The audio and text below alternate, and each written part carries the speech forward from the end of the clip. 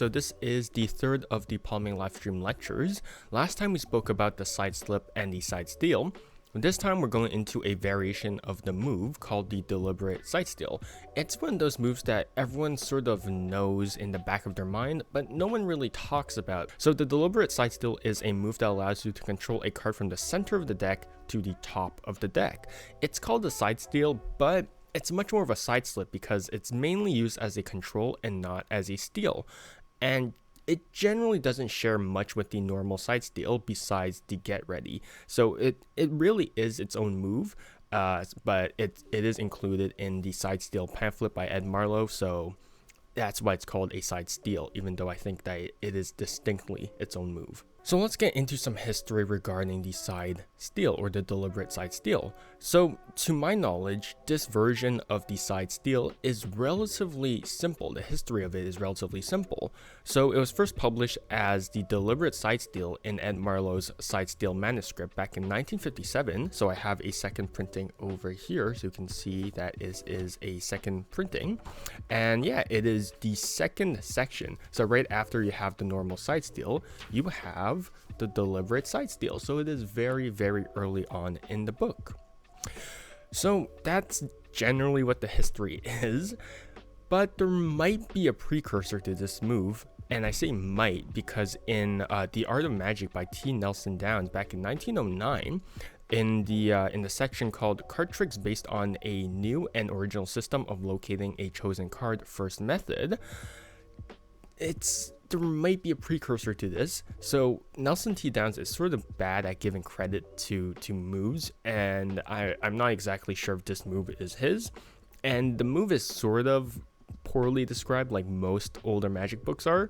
So from what I understood the description in The Art of Magic, right, it's almost like a normal side steal, but you never really go into a full palm. So T. Nelson Downs was sort of bizarre. So I'll just quote a passage from the book. Quote, "The right hand, which covers the pack during this operation, grips the extended card between the first joint of the thumb at the lower corner and the second joint of the third finger over here at the upper corner and slips the card to the top of the pack," unquote. So I assume that it's sort of, from what I understood this description, it's sort of like this, right? That's what I understood of what T. Nelson Downs' description of the move is, right? So from what I understand, he did like a sort of normal side steal, and then he sort of went into this grip for some reason, and then he just slid it back to the top. That's what I understand his description to be. But again, depending on the person interpreting this description, it can mean a whole bunch of different things. So this sort of acts as a precursor to the deliberate side steal as we know it, because it's not really in full palm, because it's just being held there by the corners, sort of like how you would hold a card in a deliberate side steal grip. All right, so I just don't know if this is like, if there are any proper credits to this precursor move, or there are descriptions of the deliberate side steal in between of these two publications, in between of The Art of Magic and the side steal manuscript. So it's a pretty bizarre move with not a lot of history to it. So yeah, right now we only have these two manuscripts to sort of go off of. Okay, in retrospect, this should have been the first section for the live stream, but I kind of forgot about it. So this palm is what's the crux of the deliberate side steal. So this palm, I don't even know if I call it palm, because you never really fully put this card into your palm. It's more, it's sort of like a hold up position, let's just say, right? So this palm is very transitional. You never really have this card here for a long time. You're always in motion. So for deliberate side steal, obviously it's here and then it's here, right? Or for the add-on application, you go from the deck to somewhere else, right? So you don't really hold this card in this position for long. Unlike other moves like the Tenkai Palm or the Cloyus Palm, this move is very, very quick, okay? So the crux of this palm is that the only parts of this card that are being held in your hand are the upper right corner over here and the bottom left corner over here. So the upper right corner is going to be held by your pinky over here, by the side of your pad of your pinky over here. This bottom left corner is going to be contacting the bottom left, not the bottom left, the joint of your thumb over here, okay? So the card should end up in a position like this. But again, depending on your hand size, depending on your hand size, this position might shift a bit, but generally it should be around here, okay? So these are the only 2 points of the card that are contacting or that are being held by your hand. This bottom right corner over here, I know some people who actually like it to be contacting like the fat of your thumb. Personally, I don't really do that. It's just sort of floating there, but if it's contacting the fat of your thumb, there's really no issue with it, okay? The rest of your fingers, so your middle ring and your index finger, can be contacting the front edge of this card, and your index finger should be around the top left corner, like so. So this should be the palm, right? It should be slightly off, like so, but this should be it, okay? This is it. A very bizarre looking palm. There's another variation for this palm where your middle finger takes the place of your index finger. So rather than your index finger being on the corner, now it's your middle finger. So now it's like so, and your index finger just curls on top, like so, okay? So this position is meant to emulate a billow grip, okay? So if you ever have like a card in the billow grip or the deck in the billow grip, this is what it looks like, and this is what the palm looks like, okay? So very much so is a position meant to be a billow grip, but that's the main crux of this move. This is the palm, okay? So let's get into the get ready of this move. So since this move is a side steal, this move will largely share the same get ready as the original side slip and side steal, so I'll go over it a bit faster. But if you want every single detail regarding the get ready, I'll leave you like the pop-up over like here, where you can then watch the side steal and side slip video, and then you'll see and then you could see the get ready in full detail. But for now, I'm just going to pretty much go over the get ready relatively quickly. All right, so we're going to start in a normal dealer's grip, but you're going to have the left thumb pressing sort of across the deck over here, so it's going to point towards your index finger over here. All right, so this allows you to actually clip the deck in between of your index finger and your thumb. So you might not see it, but there's actually quite a lot of pressure in between of my index finger and of my thumb right now. All right, the other fingers are just like that. All right, so it is basically a normal dealer's grip with the addition of this thumb clipping this upper left corner over here. All right, you're going to have a pinky break below of the card that you want to steal. So I'm going to take out the ace of spades because I'm using a borderless deck. This will make it easier to track down, right? So I have the card that I want to steal.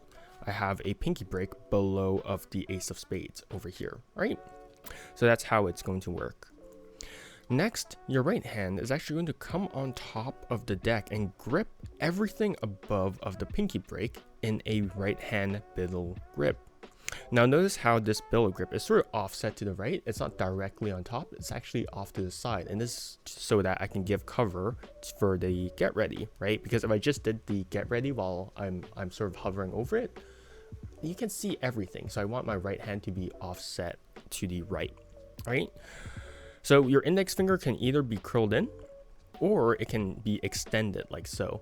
It doesn't really matter. I'll give a few more details on that after, but for now you can have it either extended or curled in, all right? The left fingers of the left hand, which are gripping the packet below of the break, right, are going to relax, right? So you have your break over here. So you're just going to relax, which allow them to actually just sort of open up the break slightly, right? So you're just going to drop down and then they're going to open up the break, right?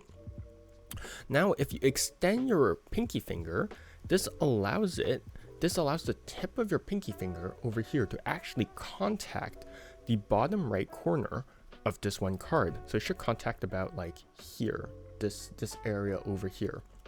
All right. So now your left pinky is contacting, the tip of the left pinky is contacting this corner over here. It's not exactly on top of the corner, it's sort of off to the, sort of above of the corner over here, right?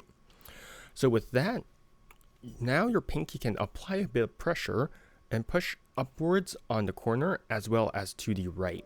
So this allows this card to actually just sort of kick off to the side at an angle. And this angle is extremely important because I want the top right corner of this card and the bottom left corner of this card to be exposed as well, because these will be important for the deliberate side steal. All right. So once you kick this card out, you can then use your middle and left ring finger to actually just fully kick this card outwards until this upper right corner contacts the pinky, your right pinky over here, just like so. All right. And this bottom left corner can now be gripped by your right thumb in the bill grip. So that's the standard get ready for the move.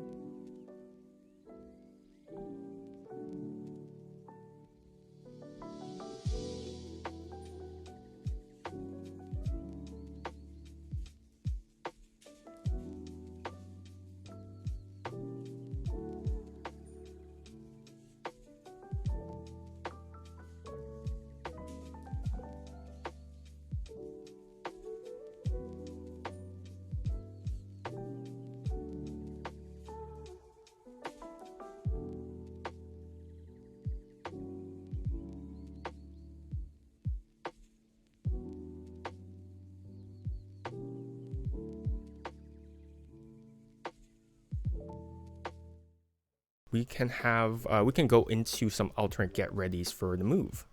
So one of them is obviously the peek. The peek is generally how people go into a side steal. So a peek is you hold the deck in a sort of dealer's grip. You have your thumb and the fat of your thumb lying across the long edge of the deck like so.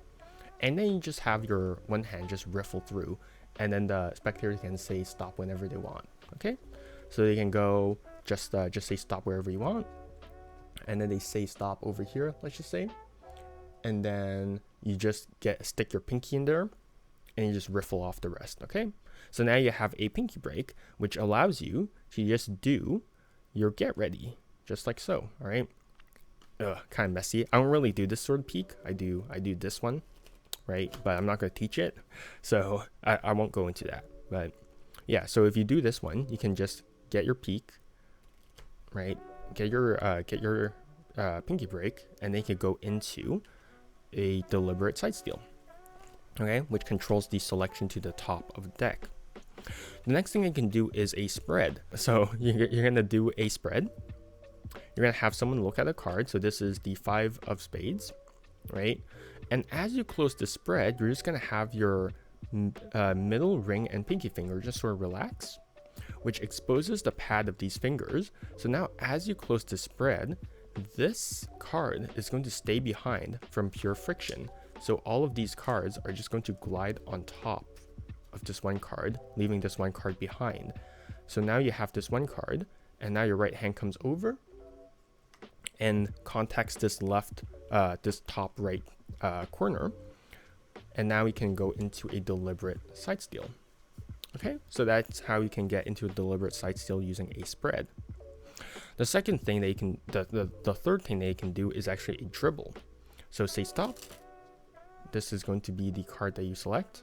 And then as you just dribble the rest of the cards on top, you can just get a pinky break. So just stick your pinky in there a bit more, and then just get a pinky break.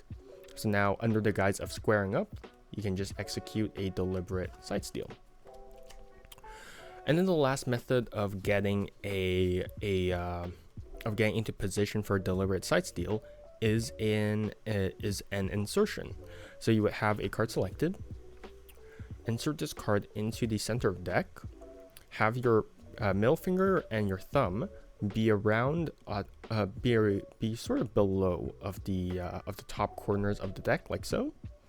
Your right hand extends over here and contacts the upper left corner, right? So your middle finger is contacting the upper left corner. So now when you push this card in, this causes this card to actually become angle jogged. So when you square everything up, like so, and you use your left middle and ring finger to push this card out, this exposes these two corners, which allows you to go into a deliberate side steal. So those are all the alternate get readies for the deliberate side steal. So now we can get into the deliberate side steal itself, the most important part of basically this video, right? So this is after you accomplish the get ready, so use whatever get ready that you want in general, right? So you're just going to expose the upper right corner and the upper left corner, and you have it gripped by your pinky and the and your thumb over here, right? So it's in a bill grip. So now it's like this. All right, so it's gonna be kind of hard to see through this move because of just the angles of this move. You'll see that this move does have quite a few good angles, especially through this initial get ready. All right, so now that you have your hand in position, you're going to apply a bit more pressure with your left hand, left thumb at least, so that you can anchor everything in place. All right, this is very important because this is the part that causes the most amount of smearing. So I really want this hand to be anchoring everything down. All right. Now that we're like this, we're going to begin moving our right hand to the right. So we're going to begin moving our right hand to the right as this card is still being maintained in this one weird position, right? We're going to continue moving our right hand to the right until this card clears the deck. Okay, so under cover it would look like sorry, I'm getting smears. Okay, it would look like this, right? And then we will continue our right hand motion until this card clears the rest of the deck. Okay, so after this card clears the deck, you're going to very lightly, just slightly shift this card up on top of the deck. All right, so you're just going to slightly elevate this hand up to the upwards. All right, it doesn't have to be fully above the deck, it just sort of has to be around the top, like so. All right, so now that this card is over here in position, your left hand is just going to slightly tip the deck downwards, creating a very nice slope. Right? So with this combination of lifting this card up and tipping the deck downwards, now this card exists above of the deck over here, right? So now you can move your right hand to the left, allowing this card to slip above of the deck. So it's going to slip above of the deck and underneath of your thumb. So I'm going to continue moving my right hand to the left until this card hits the thumb crotch, and that's when I know that this card is going to be fully square with the rest of the deck. And that completes this side slip. Most of this move is actually from the get ready. The get ready is 90% of the move because the rest of the move is just slipping this card back on top of the deck. Oh, I'm messing that up, right? So what this card is doing is it's getting kicked out. It's going to get clipped by these corners, and it's going to be brought out. This card is going to be slightly elevated. This deck is going to be tipped downwards, and then this card is going to be slipped back on top. That is the motion of the deliberate side steal. So the whole move is meant to be done under the guise of a squaring action. So you have your card selected for whatever reason, right? And this is meant to be one move to the right as one squaring motion, and then one move to the left as another squaring motion, and that controls the card to the top. And it's meant to be sort of like this, right? So that's the deliberate side steal under the guise of a squaring motion and how it's usually handled.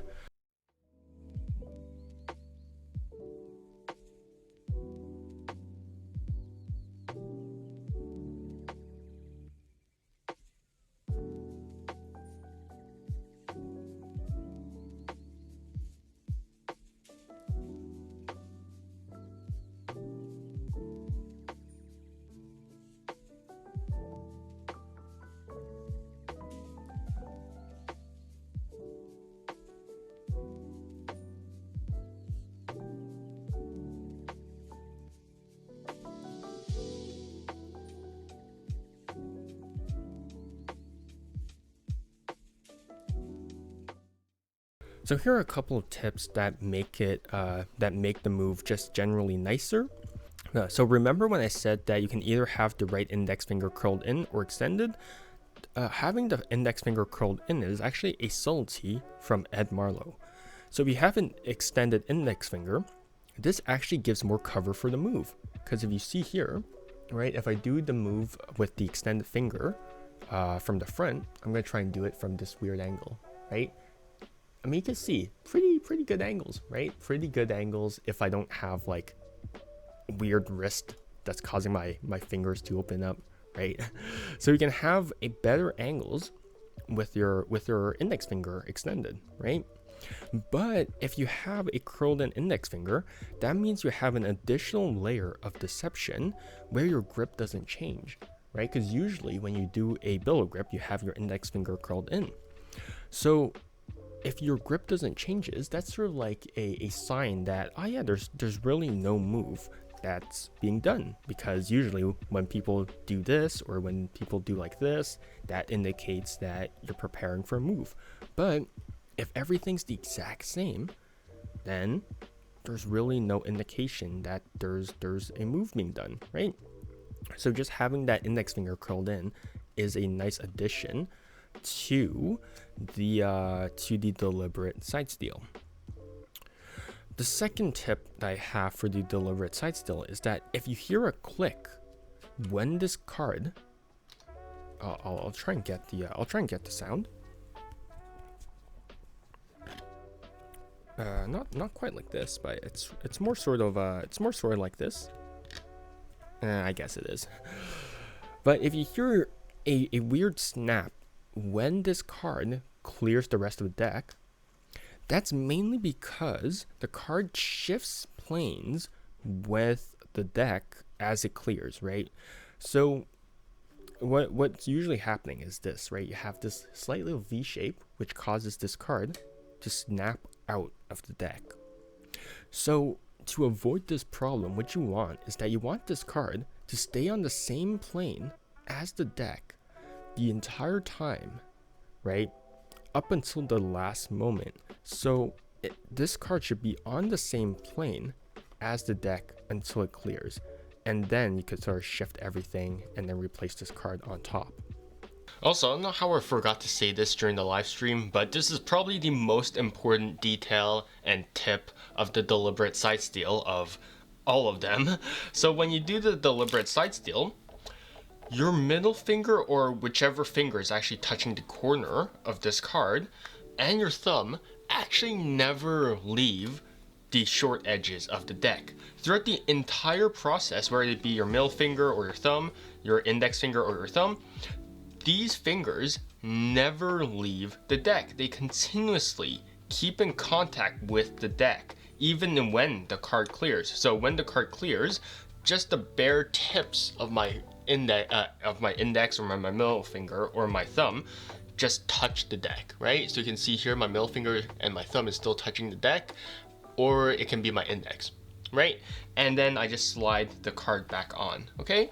So generally, like these three fingers never leave the deck, okay? So it's always in contact with the deck, okay?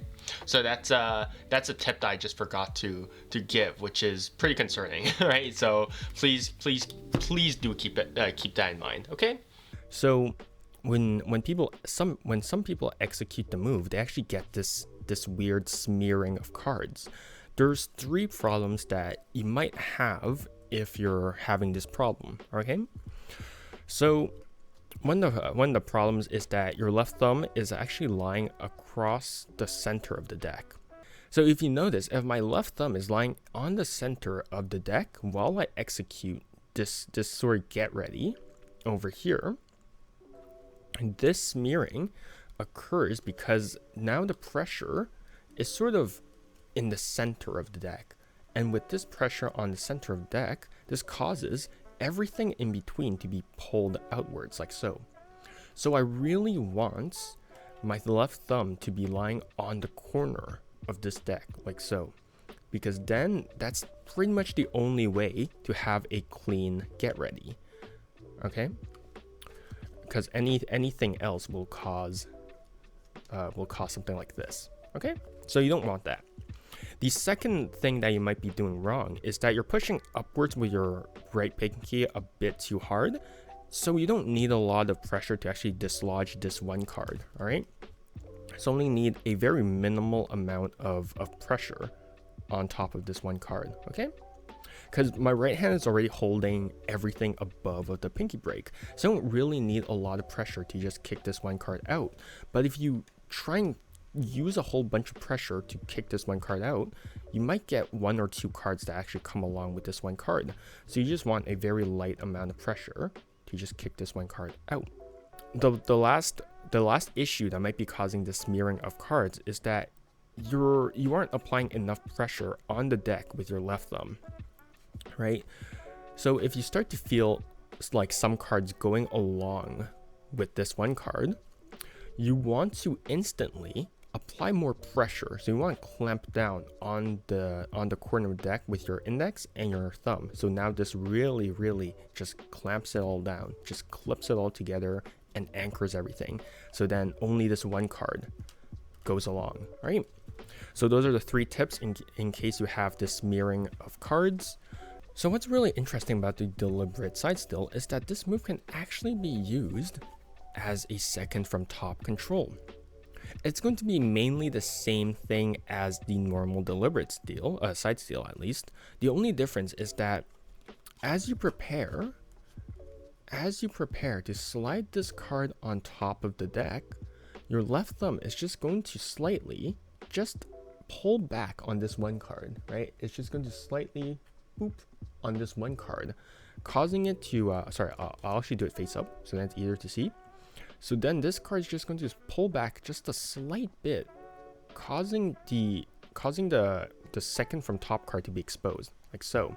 So this top card right now is just sort of exposed off, sort of offset to the left. Okay, so it's side jogged slightly to the left, just like so.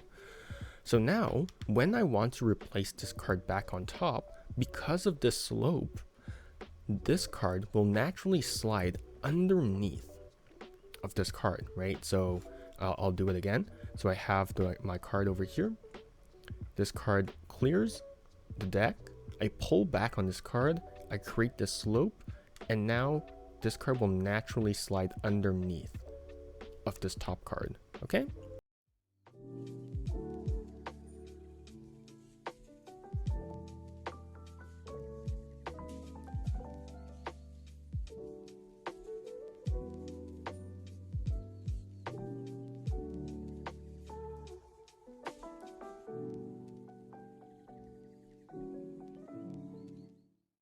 So here are just a couple of covering actions regarding the deliberate side steal.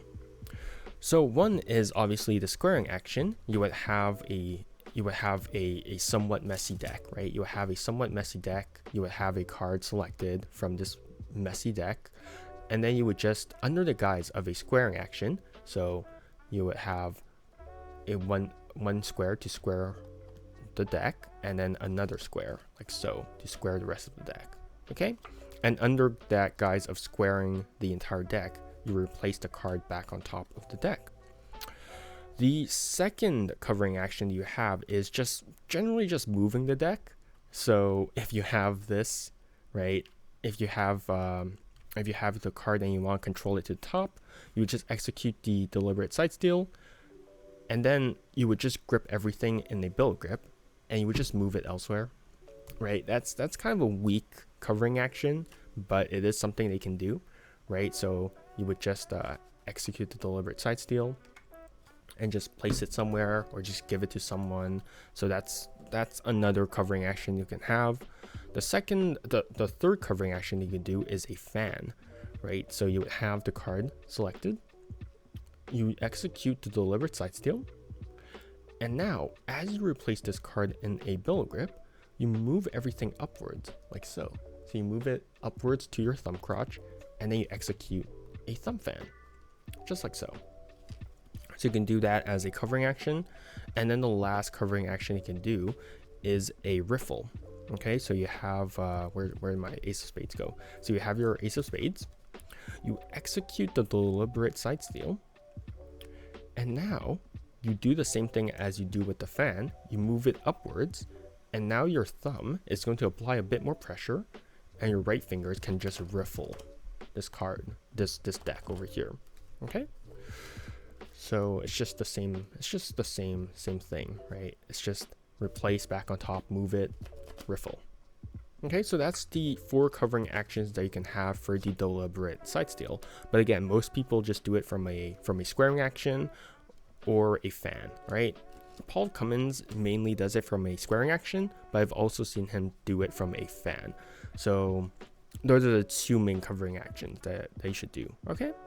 So before we close off, let's talk about the angles. The angles of this move, because I know a lot of you guys will probably be like, this move is so angly. I mean, if I'm holding a card like this looks like it's going to like flash so easily. But if you take a look from here, it's not angly at all. Because right here, from about like from the front to the right side, you won't see this card at all. So basically from this angle or more, you won't be able to see this card. So from the front, you're fine. From the right, you're fine. When it starts flashing is if you tilt this hand too high up or too far down. Okay, so you really want this. You really want your fingers to be hitting directly at the spectator's line of sight. Okay, and as long as these fingers are hitting directly at the spectator's line of sight, you will not have any problem. Okay, but if your thumb starts bending this card for whatever reason, this will change the angles. So please don't bend the card. Let the card just stay there, okay? It is very loose in your hand. You don't have to apply any sort of pressure. So as long as these fingers are hitting the eyesight and as long as you aren't bending this card, basically from the front to the entire right side, your angles will be covered. Obviously, it starts to being jank if you rotate a bit more or from the left side, okay? So these are the angles that you should have. So if you turn your body to the right, then they shouldn't see anything, or directly to the front as well, they should be completely covered as well. Okay, so there are a lot of good angles with this move, so don't be afraid to use it. Now let's go into a couple of applications regarding the deliberate side steal. The first thing is obviously a control. You could have a card in the center of the deck, and then you control it to the top of the deck, right? Oh, I'm like whiffing this move. Okay, yeah, so you control it back to the top of the deck.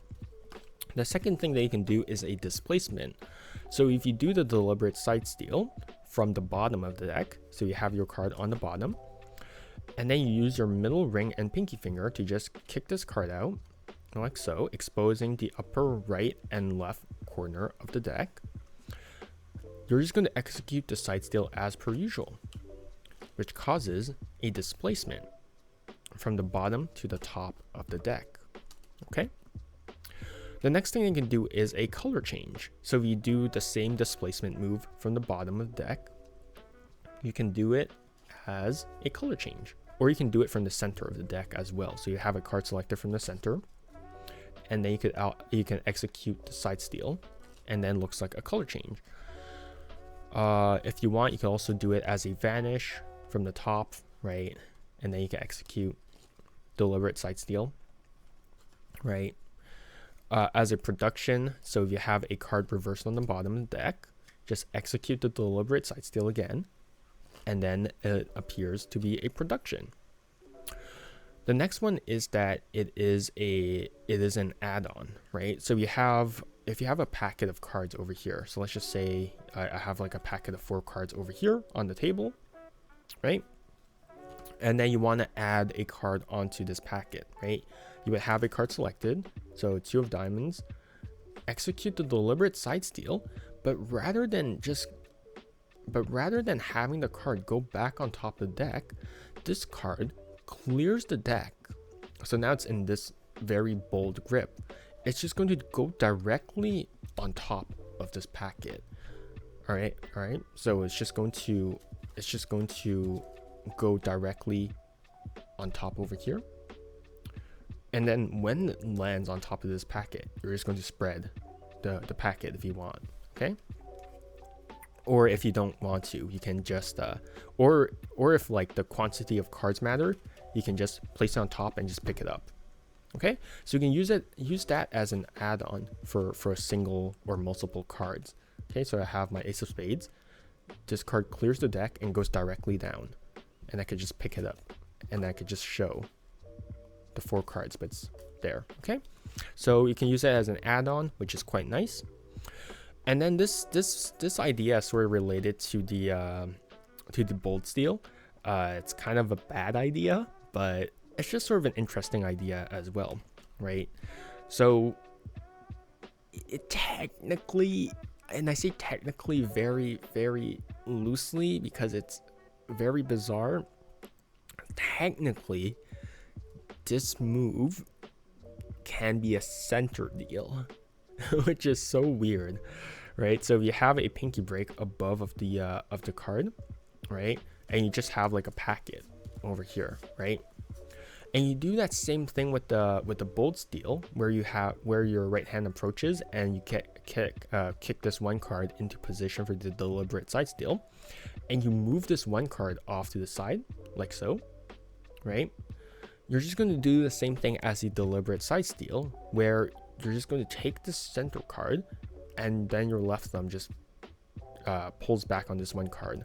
So technically, this move can act as a center deal.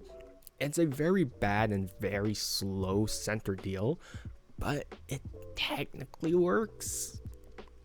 That's just an idea. So it's a combination of the add-on idea as well as the bold steel idea. All right. So that's just an interesting little piece of application, let's just say. Next, let's get into the bold steel. So this is an interesting idea from Ed Marla's booklet on the side steal. It's called the bold steel, and as the name implies, you have to be a bit ballsy to actually use this move. So the book actually links it to the technical side steal, which is the normal side steal, but I find it to be much more similar to the deliberate side steal, which is why it's here.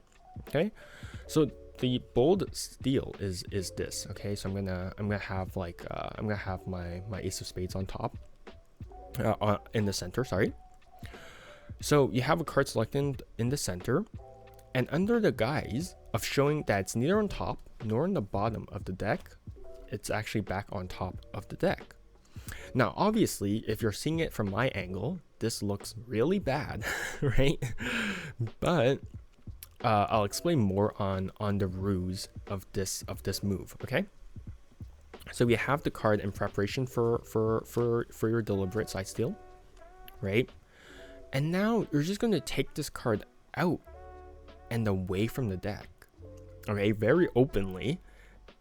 So this should be done face down, in case that you're not aware. So you're going to take this card away from the deck, and then you're going to tilt the back of this card towards the audience, so they should be seeing like this. But you're actually taking a look at their selection. So you're going to be like, so it's so you just selected a card from the center of deck, so it's impossible that it's either on top of deck. So this stripping action is acting as if you took the top card of the deck. Okay, so it's impossible that your card is on top of the deck, and after you show this card, you're just going to place it back on top of the deck, or you're going to place it on top of the deck because it was from the center. So you strip it out of the center, take a look at it, place it back on top, and now you have the entire deck in a billow grip, and now you flash the bottom card. So it's not on top of the deck, nor on the bottom of the deck. Okay, so that's basically the bold steal. It's that you openly take the card from the center of deck, show it to yourself, show the back to the audience, place it back on top, and then show the bottom card.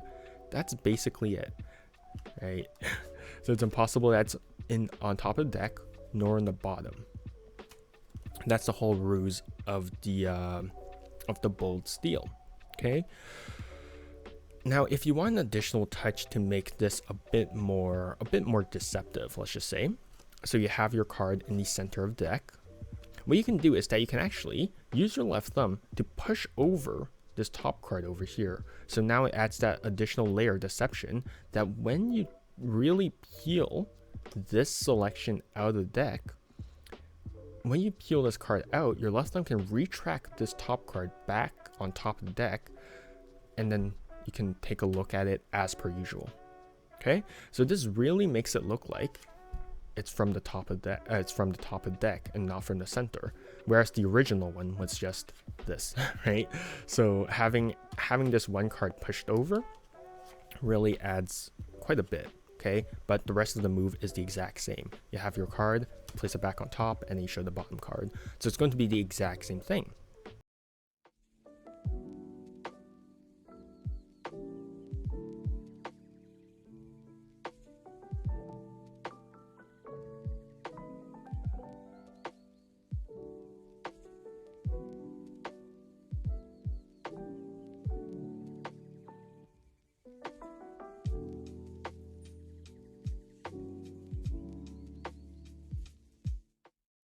Okay, and that was it. That was the deliberate side steal. So there's actually not much literature about this move, unfortunately. There's Revolutionary Card Technique by Ed Marlowe. There's also Silky Smooth Card Magic Volume 1 by Lance Pierce. And if you can really find a second hand, there's Side Steal Declassified by Paul Cummins. It's something that you really need to get if you're a fan of this move, right? I tried my best not to like step on the things touched on in that DVD. So if you do find it, please get it, because Paul Cummins, rest in peace, is a phenomenal magician, and he is someone that I think pretty much popularized the move and made it like so much better, because people just don't understand like how, like, I think before Paul Cummins came along, like, not a lot of people actually use this move because of how, because I don't know, it's just sort of a weird move. But Paul Cummins used the heck out of this move, and he fooled the pants out of everyone with this one move. So please, if you are a fan of this move, please get this DVD, Side Steal Declassified. If you can find it, please get it. Don't try and get it from very sketchy sites. If you can get it secondhand, please do so. Okay, and that's the deliberate side steal. I ultimate feel like there's better controls out there, in my opinion, right? Because better or worse is very, very subjective, right?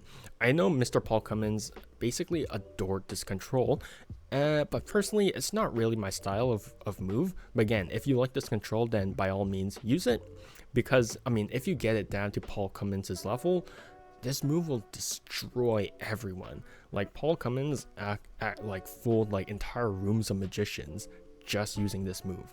So I highly recommend you to track down Paul Cummins' DVD if you can, and try and master this move, because this move, if done smoothly, can like actually like can be a very, very, very useful weapon. But besides that, that's gonna be it for me. Stay healthy, stay safe, and see you next time.